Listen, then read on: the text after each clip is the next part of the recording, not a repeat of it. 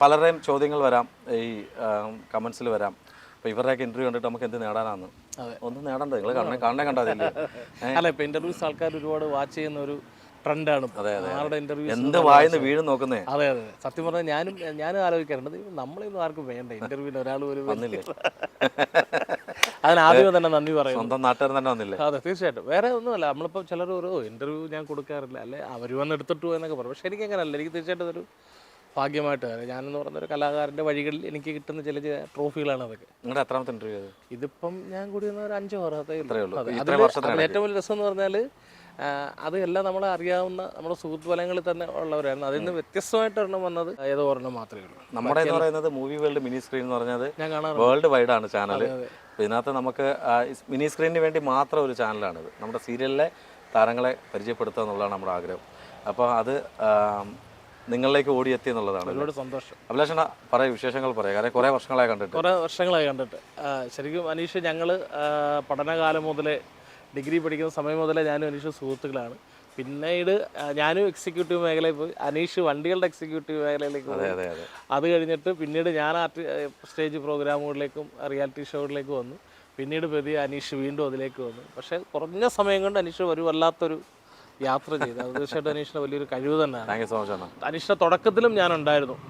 അനീഷിൻ്റെ തുടക്കത്തിൽ നമ്മുടെ ഫർണിച്ചർ മാർട്ടിൻ്റെ ഉദ്ഘാടനത്തിന് ഒത്തിരി വർഷം. പക്ഷേ അവിടുന്ന് പിന്നീട് വലിയ വലിയ മലയാള സിനിമയിലെ ഇപ്പോഴത്തെ കാല സൂപ്പർ താരങ്ങൾക്കൊപ്പം അനീഷ് വേദി പങ്കിടുന്നു എന്നുള്ള കാഴ്ചകളിൽ എനിക്ക് ഒരുപാട് സന്തോഷം. സുഹൃത്ത് എന്ന നിലയിൽ, നാട്ടുകാരൻ എന്ന നിലയിൽ.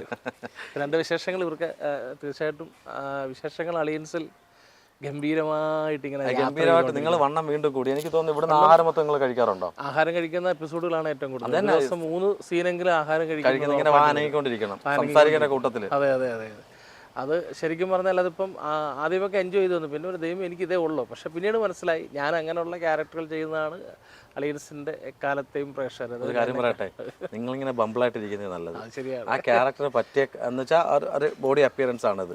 ചിലരൊക്കെ ചിലപ്പോൾ ബോഡി ഷേമിങ് പറയാതിരിക്കും. മാറ്റർ. അല്ല, ഞാൻ ശരിക്കും എൻ്റെ തടിയെ ഞാൻ ഇഷ്ടപ്പെടുന്നു. പിന്നെ ചില സമയത്ത് ഇങ്ങനെ വീട്ടിൽ നിന്നൊക്കെ നിർബന്ധപ്രകാരം തടി കുറയ്ക്കണമെന്നൊക്കെ ആഗ്രഹപ്പെടും. പക്ഷേ ഞങ്ങളുടെ ഡയറക്ടർ രാജേഷ് തലച്ചിട്ട് പറഞ്ഞേക്കുന്നത് ആവശ്യമില്ലാത്ത പണിക്ക് നിൽക്കണ്ട. പിന്നെ ഞാൻ പറഞ്ഞു വിട്ടൊന്നും പറഞ്ഞ് എൻ്റെ അടുത്ത് പരാതിക്കണ്ട. അപ്പോൾ മനസ്സിലായി, തടിയില്ലെങ്കിൽ എന്നെ വേണ്ട.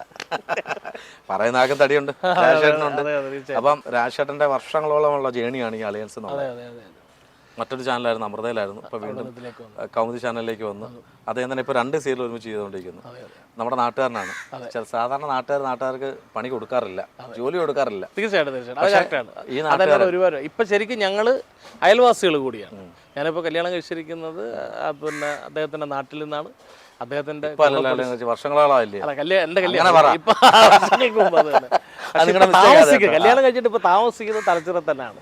ഞങ്ങൾ തമ്മിൽ ഒരു 400 മീറ്റർ ദൂരത്തിൽ ആണ്. അപ്പോൾ തീർച്ചയായിട്ടും നാട്ടുകാർക്ക് പണി കൊടുക്കാറില്ല.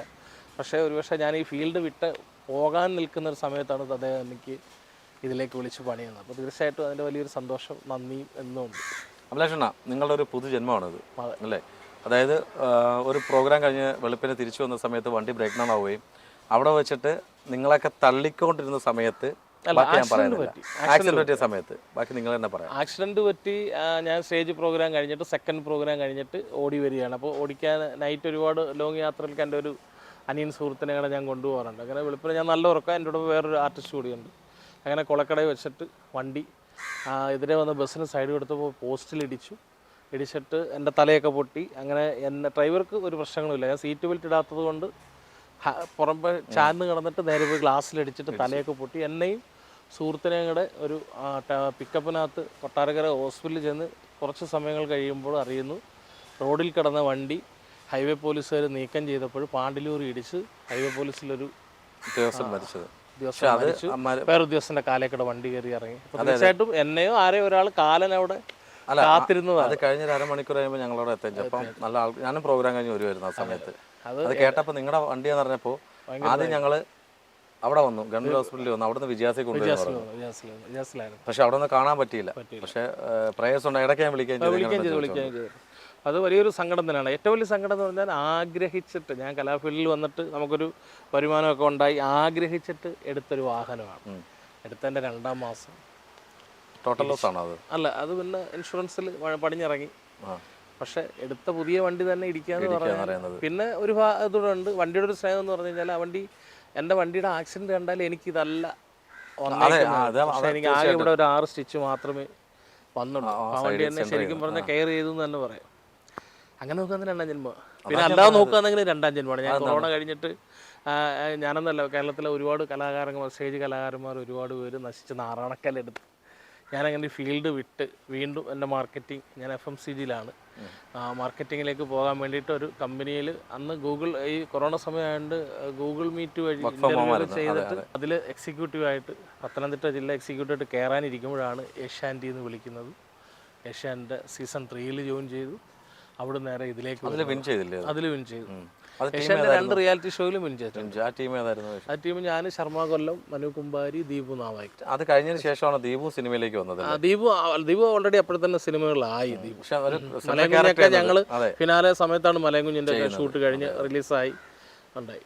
അങ്ങനെ പിന്നെ ഇതിലേക്ക് വന്നു. ചക്കപ്പഴത്തിൽ പോയി. ചക്കപ്പഴത്തിൽ നേരെ സൂസൂലിനാണ് രാജേഷ് ഭായി എന്നെ ഇതിലേക്ക് വിളിക്കും. ഇവിടെ ഇയാളിങ്ങനെ അഡ്വൈറ്റ് ഇട്ട് സംസാരിക്കും. ഇയാൾ ഇച്ചിരി നമ്മുടെ ഇടയിലേക്ക് വാ, നമ്മുടെ കൊട്ടാരക്കാരിലേക്ക് വാ.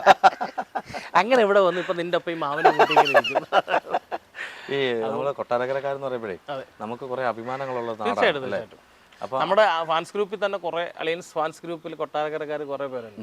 അപ്പോൾ അവർ എപ്പിസോഡിലൊക്കെ കാണുമ്പോൾ അലയൻസ് ഫാൻസ് ഗ്രൂപ്പ് സൂസുവിൻ്റെ ഭയങ്കര വൈറലാണ്. അവർ ഭയങ്കര സപ്പോർട്ടാണ് അവർ. അപ്പം അവർ നമ്മുടെ എല്ലാ പ്രോഗ്രാംസും, അത് അവർ അലയൻസിന് മാത്രമല്ല നമ്മൾ ചെയ്യുന്ന ഏത് പ്രോഗ്രാംസ് എല്ലാം കാണാറുണ്ട്. ലിങ്ക് ഇട്ട് കൊടുത്താൽ നല്ല രീതിയിൽ സപ്പോർട്ട് ചെയ്യാറുണ്ട്. അപ്പോൾ അവരിങ്ങനെ കൊട്ടാരക്കരക്കാർ കുറച്ച് പേരുണ്ട്. അപ്പോൾ അവർ പറയും കൊട്ടാരക്കരക്കാരൻ ഗണപതിയുടെ നാട്ടുകാരനൊക്കെ പറയും. നല്ല സപ്പോർട്ട്. കഥകളിയുടെ നാട്. അതെ, കഥകളിയുടെ നാട്, ഗണപതിയുടെ നാട്. എങ്ങനെ ഇതിനകത്ത് എന്ത് കഥാപാത്രം ഇപ്പൊ ചെയ്യുന്നത്? ഇതില് വലിഞ്ഞു കയറി വന്ന ഒരു കഥാപാത്രമാണ് റൊണാൾഡോ. അഭിനയിക്കുന്നില്ല, വലിഞ്ഞു കയറി വന്ന ഒരാളാണ്. അങ്ങനെ പിന്നെ വന്ന് ഇവരുടെ ഒരാളെ വലിഞ്ഞു കയറിയില്ല നമ്മള് ചെല്ലാറുള്ള കല്യാണത്തിന് വിളിക്കുന്ന തയ്യാറെടുപ്പൊന്നുമില്ല, ചെന്ന് കയറി കൊടുത്ത്. ഇതില് നായകനായ ക്ലീറ്റസ് മത്തായിയുടെ കുഞ്ഞമ്മച്ചിയുടെ മോനാണ് റൊണാൾഡോ എന്ന് പറയുന്നത്. കൊടങ്ങാവുള്ള നെയ്യാറ്റിങ്കര സ്വദേശിയാണ്. സ്വദേശിയാണ് കൊടങ്ങാവുള്ള. കുഞ്ഞമ്മച്ചിയുടെ നാട് അവിടെയാണ്. അവിടുന്ന് ഇവിടെ വന്നേ. അവിടെ ഉടായ്പും അടിയും ബഹളും പോക്കറ്റടിയും കള്ളുകൂടിയായിട്ട് നടന്നപ്പോൾ നല്ലവനാവാൻ വേണ്ടിയിട്ട് തൊഴിലെന്ന് പറയുന്നത് ബൈക്ക് മെക്കാനിക്കാണ്. സകല പണിക്കും പോകും. അപ്പോൾ അതുകൂടാതെ ക്ലീറ്റസ് മത്തായിയുടെ DDT പാർട്ടിയിൽ ഒരു സജീവ പ്രവർത്തനാണ്. അദ്ദേഹത്തിൻ്റെ എല്ലാ ഉടായ്പിനും കൂടെയുണ്ട്. DDTയുടെ ഡെമോക്രാറ്റിക് ഡെവലപ്മെന്റ് ഓഫ് ട്രാവൻകൂർ. അങ്ങനെയാണ് ഒരിക്കലും DDT എന്ന് പറഞ്ഞാൽ ഉറുമ്പ് പൊടി. അതറിയാം, അല്ല ഞാൻ ചോദിച്ചതാ, നിങ്ങൾ അങ്ങനെ പറയാന്നാ വിചാരിച്ചത്.